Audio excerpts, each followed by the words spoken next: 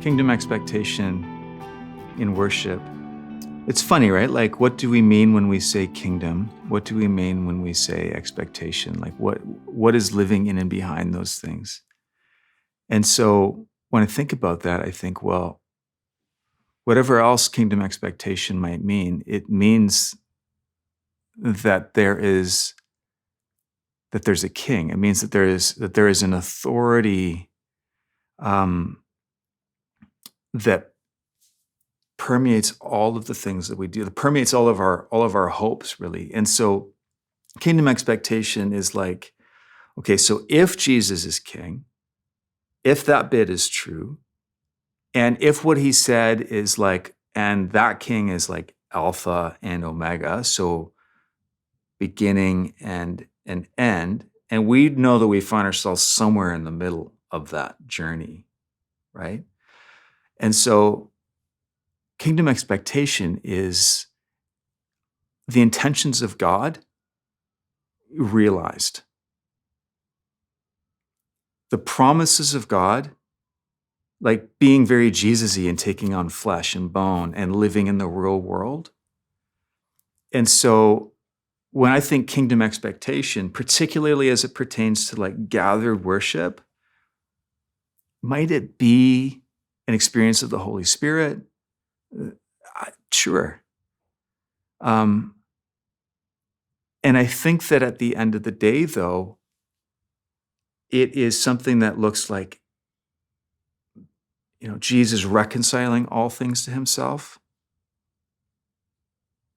When we start to see that and witness it, and that's kingdom expectation. And so what that says is that it's okay to long for those things in worship, right? Which is sort of almost a backdoor into things like lament, right? So if we're calling things out as they are and saying, these are and should not be,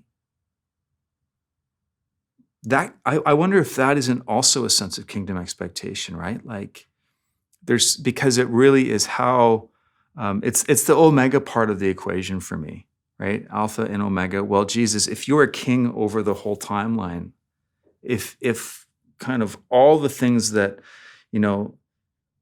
maybe not our wish list, but those things that we desperately need to see happen to believe for goodness, that's kingdom expectation. And how we get there, in my experience, because I think that's a really important thing too, right? Because kingdom expectation, it's beautiful language, but where does it live in our emotional life? Like, how does it show up in our body in worship? How does it show up in our thinking in the middle of the disconnect between the way things are and the way things ought to be, or the way we understand that things are promised to be?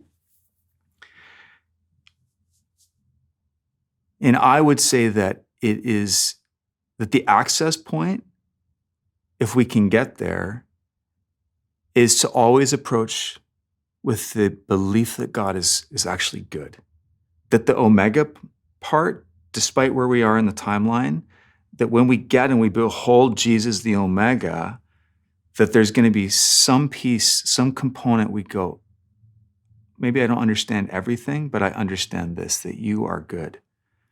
And so that is like that's the place that I put my feet down, and that foundation has never let me down, and it's allowed me to sing and to hope for the expectations and the hope of the kingdom, and not go crazy when the world blows up, is on fire, or whatever we want to say.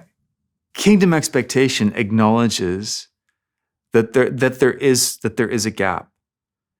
And so when we're able to put language for that, and again, how we frame it, because of course, if we just look at the gap, that looks like a sewer, right?